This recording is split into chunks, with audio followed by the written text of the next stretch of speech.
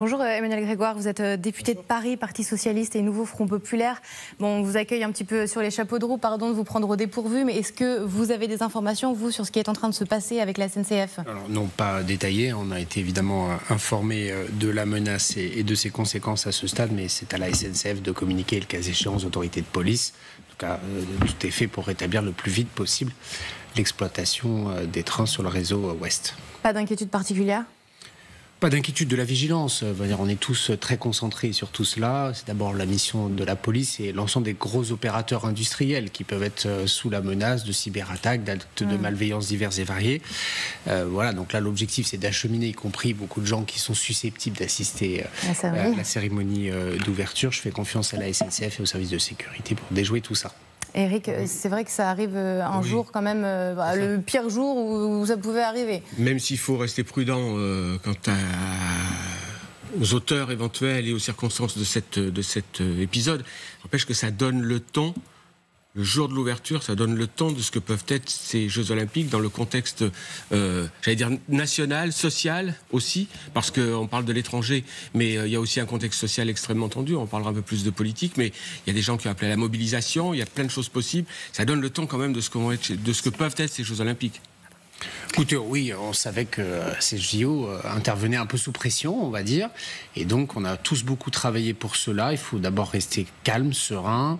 Je crois que c'est important que les canaux d'information passent par ceux qui ont les informations, et en l'occurrence d'abord la SNCF.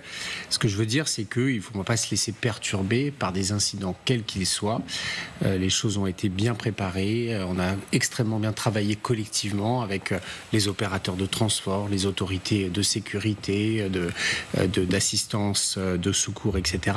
Donc voilà, tout va bien se passer. Les trains vont recommencer à rouler. On refait un point pour nos téléspectateurs qui nous rejoignent peut-être à 8h24 en direct sur LCI. Nivine, que sait-on très précisément de ce qui se passe en ce moment sur le réseau SNCF? Alors la SNCF a donc communiqué en se disant victime de plusieurs actes de malveillance qui sont en cours. Alors on en sait un peu plus sur la nature de ces actes de malveillance. Il s'agirait d'un incendie aux abords des voies à hauteur de la commune de Courtalin. On est dans l'Eure-et-Loire, on est à environ 150 km de la capitale. Alors évidemment, la circulation a été bloquée. Les pompiers sont en cours d'intervention, nous dit la SNCF. La compagnie qui évoque donc un acte de malveillance qui a eu lieu sur cette ligne à grande vitesse qui relie la capitale à Paris. À cause de cet incident, donc évidemment, d'importants retards sont à noter. Pour l'instant, aucun train ne part de la gare Montparnasse, aucun train n'arrive. Les TGV Ouigo, Inouï ont été détournés vers des trajets plus classiques, ce qui va évidemment provoquer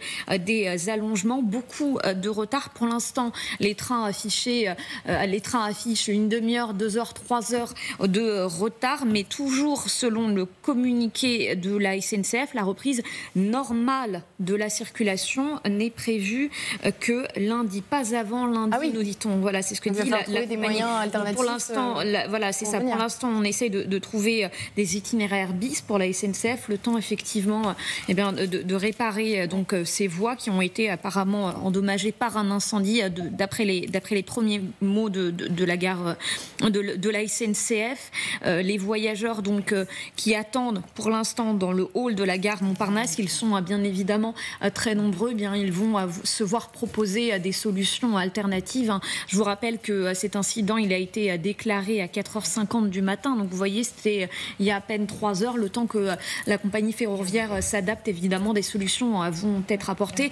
Peut-être sur le calendrier, on précise. Alors certes, aujourd'hui, c'est la cérémonie d'ouverture des Jeux Olympiques, mais c'est aussi un jour de départ en vacances c'est l'un des week-ends de chassé-croisé. Donc il y a énormément de personnes, de Français qui sont attendus dans les gares en direction de Paris, mais également à destination de leur lieu de villégiature. Donc on va suivre ça attentivement de presse. Ce sont plusieurs centaines de milliers de personnes qui pourraient potentiellement être impactées d'une manière ou d'une autre. On repart tout de suite en direct de la gare Montparnasse pour vous retrouver Emma Chala avec Guillaume Colleoni. Emma, quelles sont vos informations sur place? J'imagine que vous avez pu parler à quelques usagers.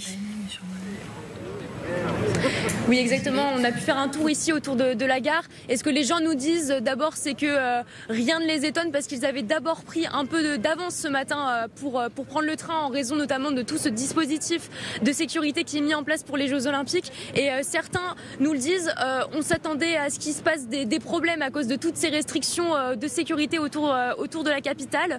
Mais néanmoins, ces retards, ils viennent déranger ces vacanciers pour la plupart qui partent en vacances. Et c'est vrai que cela vient chambouler leur plan parce que certains trains ont 30 minutes à 3 heures de retard et certains trajets pourraient même être annulés dans la matinée. Alors ils suivent avec attention les tableaux de bord et n'en savent pas plus que nous à l'heure actuelle.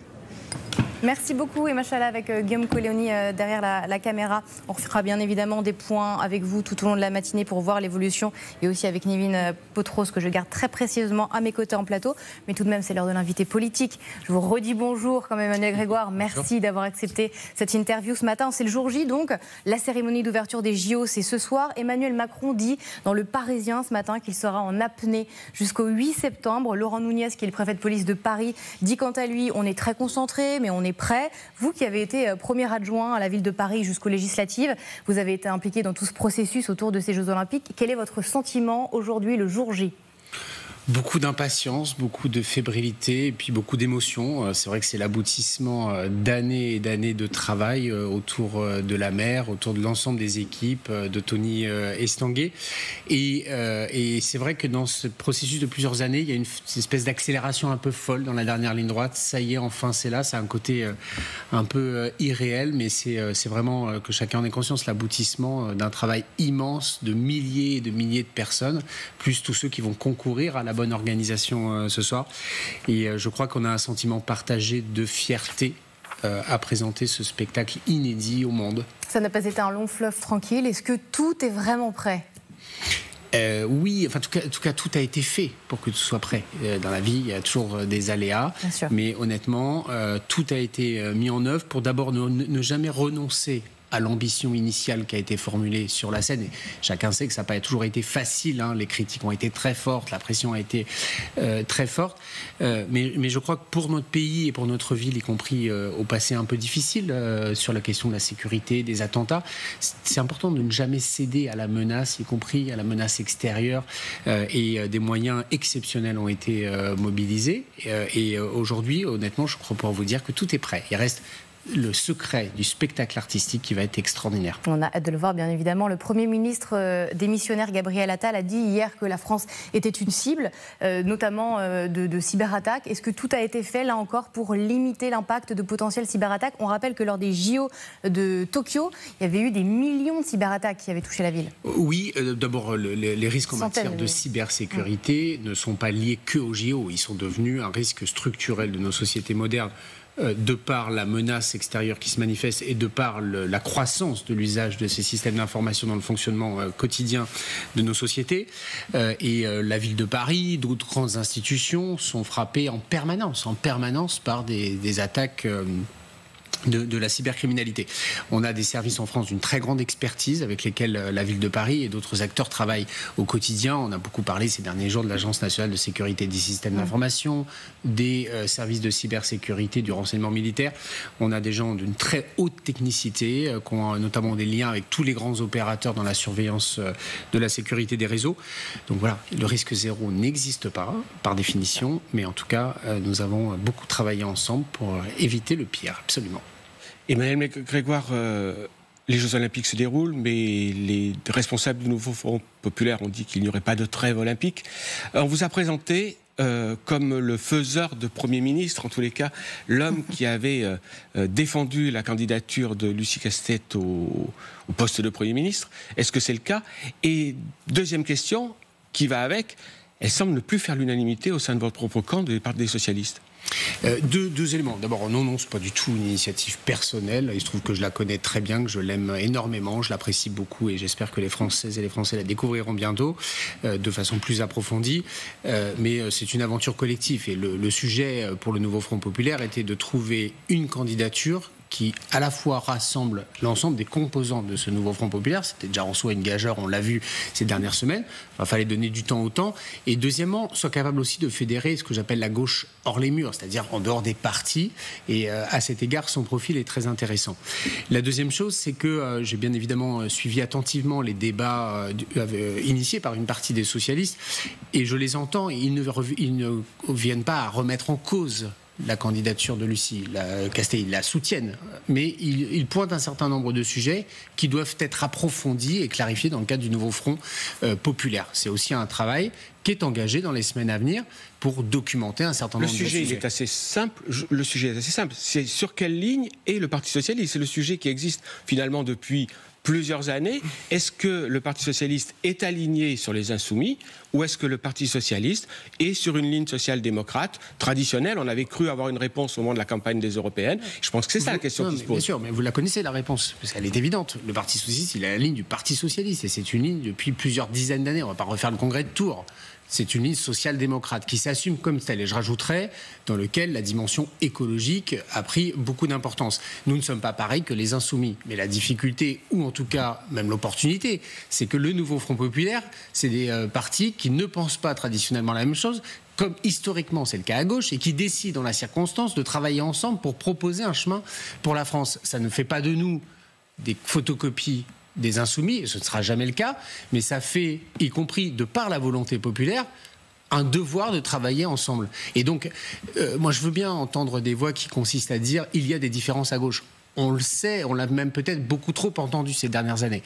Aujourd'hui, on veut se concentrer sur, d'une certaine manière, l'obligation morale et politique qui est la conséquence des élections législatives. Nous avons un pacte qui s'appelle le nouveau Front populaire. Nous devons l'honorer. On ne pourra pas le faire seul, puisque là aussi, la raison oblige à rappeler que nous ne sommes pas majoritaires seuls. Et donc, il faudra composer, dialoguer, discuter. Sinon, nous ne ferons rien. Et honnêtement, c'est ce travail qui est en cours. Et moi, je suis très clair là-dessus. Ma ligne, moi, je suis militant du Parti socialiste et je sais pourquoi j'y suis au Parti socialiste et pas dans une autre formation politique.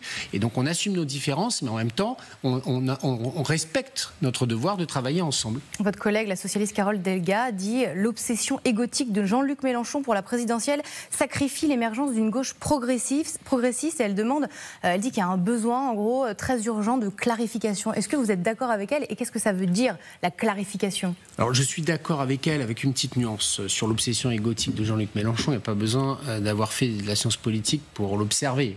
Et donc, moi aussi, c'est un phénomène qui m'agace et que je connais bien. Deuxièmement, je ne crois pas que le sujet soit celui de la clarification. La clarification, il n'y a pas besoin, c'est très clair en réalité. On connaît les différences, on connaît. La question, c'est celle du leadership. C'est quel est le leadership qui imprime sa domination sur les autres ? Honnêtement, au moment de l'accord NUPES, il y avait une domination très forte de la France insoumise dans la coalition de gauche. Aujourd'hui, ça a été totalement rééquilibré, notamment grâce à la campagne de Raphaël Glucksmann et par la ligne qu'il a portée. Ça se traduit par une augmentation très importante du nombre de députés socialistes, et j'en suis un. Et oui, il y aura un travail de recomposition qui va s'engager dans les mois à venir. Mais il ne doit pas, entre guillemets, balayer d'un revers de main ce qui a été au cœur du rebond de la gauche, c'est-à-dire le nouveau Front populaire. Emmanuel Grégoire, on pourra avoir une clarification assez simple. Là, la question est, est-ce que vous allez gouverner ? Est-ce que vous êtes toujours sur le programme, rien que le programme, tout le programme ? Je n'ai jamais été là-dessus. Moi, j'en ai jamais été là-dessus. Qui est justement, on voit que c'est une impasse. Oui. Ou est-ce que vous êtes, vous, à la différence d'aucuns, sur une ligne de on discute, on ouvre, on l'apporte à d'autres partenaires. Vous connaissez la réponse à cela, et notamment, vous le savez que ma position, c'est qu'on doit discuter, puisque de toute façon, on n'a pas le choix. Si on ne discute pas, on est condamné à l'impuissance. Et à part Jean-Luc Mélenchon, personne n'a dit, de façon un peu tonitruante, le programme, rien que le programme. C'est un mensonge de dire ça, puisque nous n'avons pas le nombre de députés qui le permet sur le plan juridique. Et donc, soit on se condamne à l'impuissance et à l'opposition, soit on discute. Mais ce qui est important dans la discussion, c'est ça ne doit jamais aller jusqu'à une coalition qui n'aurait pas de cohérence politique. Et deuxièmement, il faut le faire en transparence. C'est-à-dire, on est en train d'y travailler au nouveau Front populaire pour approfondir et définir les bases d'un programme d'action gouvernementale qui est deux choses. C'est quelles sont les individualités qui vont l'animer et deuxièmement, comment on va le mettre en œuvre. Et ensuite, il y aura ce travail d'évolution et chacun fera entendre sa voix dans l'avenir, les écologistes, les communistes, les insoumis et les socialistes, et que le meilleur gagne, puisqu'à la fin, ce seront les Français qui décideront. Est-ce qu'il y a la possibilité d'un élargissement? J'entends de nombreux socialistes, il y avait encore Karim Bouamran hier qui était chez des confrères, appelé à élargir et voir avec qui d'autre travailler. Lui estime que la première formation politique globale, et c'est assez intéressant, qui a gagné, c'est le Front républicain. Est-ce que vous fermez la porte, vous, à un potentiel élargissement, peut-être avec le centre, le camp présidentiel? Non, je redis ce que j'ai dit. Il ne s'agit pas d'avoir une coalition. Mais il faut gouverner, il faut la majorité. C'est bien, mais je redis ce que je viens de dire. Pas de coalition parce qu'il n'y a pas de cohérence politique. En revanche, une ossature gouvernementale dont la légitimité et que c'est le bloc arrivé en tête, c'est le nouveau Front populaire, et l'obligation pour celui-ci de discuter et d'élargir. Mais il ne s'agit pas d'élargir pour faire un pacte de sang et gouverner ensemble. Il s'agit de réunir les bonnes volontés pour, en fonction des sujets et des circonstances, trouver des majorités de projets capables de mettre en œuvre les mesures que nous pensons d'intérêt général pour notre pays. Et ça, c'est possible sans compromission et à la condition, encore une fois, qu'on le fasse en cohérence avec le programme du nouveau Front populaire et puis en transparence vis-à-vis des Françaises et des Français. Merci beaucoup Emmanuel Grégoire. J'imagine que vous serez sur place ce soir pour assister à la cérémonie d'ouverture des Jeux Olympiques. Je vais essayer. Oui. Je m'excuse pour l'interview qui est un petit peu raccourcie en fonction de l'actualité, mais c'était un plaisir de vous recevoir ce matin. Avec plaisir. Sur le 6-9, on part tout de suite en direct de la gare Montparnasse pour retrouver notre équipe Emma Chala avec Guillaume Coléoni derrière la caméra. Emma, on apprend donc il y a quelques minutes que la SNCF se dit victime d'une attaque massive pour déstabiliser son réseau. Que se passe-t-il sur place? Vous êtes avec un usager, enfin tout du moins vous avez pu parler à plusieurs usagers depuis tout à l'heure. Hein. Exactement, ce sont des centaines d'usagers qui se retrouvent en grande difficulté ce matin et je suis avec Robin qui devait partir ce matin pour la Bretagne mais qui s'est retrouvé en grande difficulté. Robin, vous deviez prendre le train à quelle heure ce matin? Oui, exactement, je vais prendre le train à 7h35 déjà ce matin et là ça fait plus d'une heure que j'attends. Je ne sais pas quand est-ce que le trafic va reprendre précisément, voilà, on est un peu dans le flou là actuellement. Vous n'avez pas eu davantage d'informations de la part de la SNCF? On sait qu'il y a 2 ou 3 trains par heure qui peuvent partir, mais que la ligne à grande vitesse est totalement arrêtée. Donc voilà, là, je suis un peu dans le flou actuellement.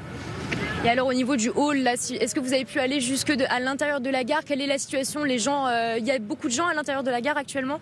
En fait, je me suis arrêté aux premiers écrans déjà. J'avais vu une notification comme quoi il y avait beaucoup de retard. Donc je suis même pas allé dans le hall pour accéder aux voies. Je suis resté juste dans l'entrée là. Et donc qu'est-ce que vous comptez faire là? C'est attendre? Il n'y a que ça à faire actuellement? Oui, effectivement. Je vais peut-être chercher des alternatives, mais pour l'instant, je vais attendre pour voir si le train est maintenu déjà. Et vous n'avez pas eu de contact particulier avec quelqu'un de la SNCF qui a pu vous donner davantage d'informations? Non, pour l'instant, les seules informations sont au haut-parleur et tournent en boucle là. Merci beaucoup Robin. Donc comme vous le voyez, des usagers totalement dans le flou alors que certains attendent des correspondances qui peinent à arriver depuis maintenant plusieurs heures. Merci beaucoup Emma Chala avec Guillaume Coléoni derrière la caméra. Vous restez bien évidemment en direct avec nous sur LCI et surtout vous nous faites signe dès qu'il y a du nouveau, bien évidemment. Nevin Potros, vous avez de nouvelles informations. Hein. Alors effectivement, on va reprendre depuis le départ. Si vous nous rejoignez, la SNCF a indiqué il y a quelques minutes maintenant avoir été victime d'une attaque massive pour paralyser le réseau des TGV. Le groupe ferroviaire parle de plusieurs actes malveillants concomitants touchant les lignes grande vitesse Atlantique, Nord et Est. Des incendies volontaires ont été déclenchés pour endommager nos installations. Les pompiers sont actuellement sur place. Le ministre des Transports a effectivement confirmé cette information. Patrice Vergriette qui explique que ces actes malveillants concordés ont visé cette nuit plusieurs lignes TGV, vont fortement perturber le trafic jusqu'à ce week-end. Je condamne, dit-il, fermement ces agissements criminels qui vont compromettre les départs en vacances de nombreux Français. Une conférence de presse de la SNCF et du ministre des Transports doit normalement avoir lieu dans la matinée selon les informations de notre service politique. La SNCF qui précise que pour l'instant, et bien évidemment, les usagers vont devoir prendre leur mal en patience. Certains trains vont être détournés sur des lignes classiques, mais la SNCF précise nous allons devoir malheureusement supprimer un grand nombre de trains. Alors concernant la circulation dans les gares, jusqu'à jusqu'à présent, l'information qui nous parvenait, c'est qu'aucun train ne partait ni n'arrivait depuis 4h50 de la gare Montparnasse et en direction de la gare Montparnasse. Alors le trafic semble avoir repris, c'est en tout cas ce qu'explique la SNCF.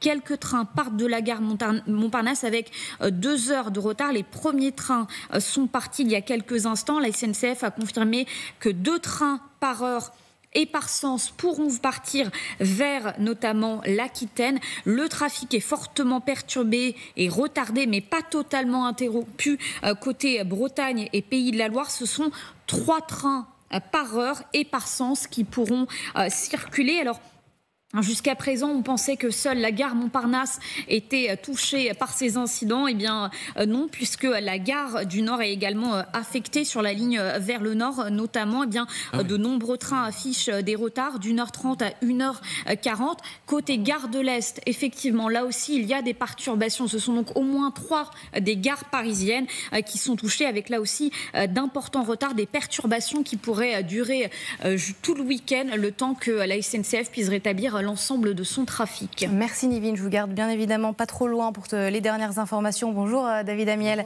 merci d'avoir accepté notre invitation. Merci à vous. Vous êtes député Ensemble pour la République de Paris. Je suis un peu obligée de commencer par cette question. Est-ce que vous avez des informations, vous, sur ce qui se passe avec la SNCF ? Non, je suis désolé, j'ai pas d'informations supplémentaires par rapport à ce qui a été rappelé, ce qui a été dit à la fois par le ministère des Transports et par la SNCF.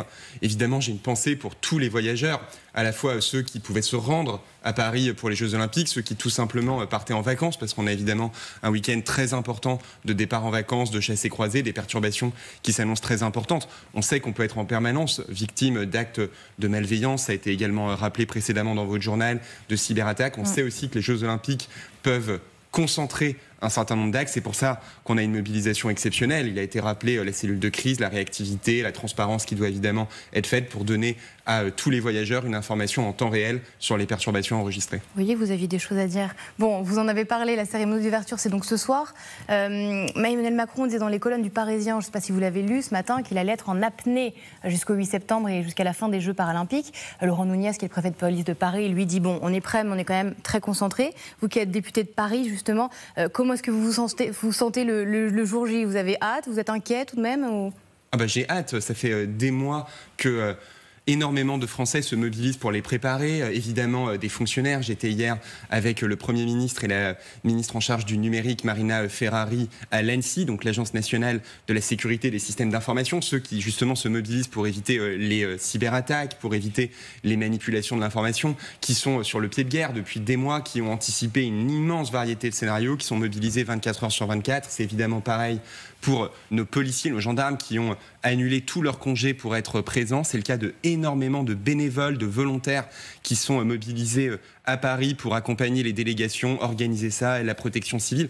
Et donc, tout ça est une mobilisation extraordinaire du pays pour un spectacle qui, je crois, s'annonce absolument magnifique et absolument historique. Alors revenons sur la politique. Ça fait 47 jours qu'Emmanuel Macron a dissous le gouvernement. Ça fait 19 jours que le second tour des législatives a rebattu les cartes politiques. Mais il n'y a toujours pas de Premier ministre, toujours pas de gouvernement, toujours pas de majorité. Si bien que même dans le camp présidentiel, on trouve le temps long. Je vais citer Bruno Le Maire qui dit hier, on a besoin rapidement que la France ait un gouvernement, un Premier ministre en ordre de marche. Alors ça tombe bien puisque le nouveau Front Populaire vous a suggéré un nom, Lucie Castet. Pourtant, il ne se passe rien. Pourquoi ne pas l'accepter ? Le problème n'est pas évidemment la personne de Lucie Castet, je ne la connaissais pas, mais après tout, ce n'est pas une difficulté en soi. Le problème, il est politique. J'entends Lucie Castet exiger du président de la République d'être nommé Premier ministre, mais elle n'a pas de majorité.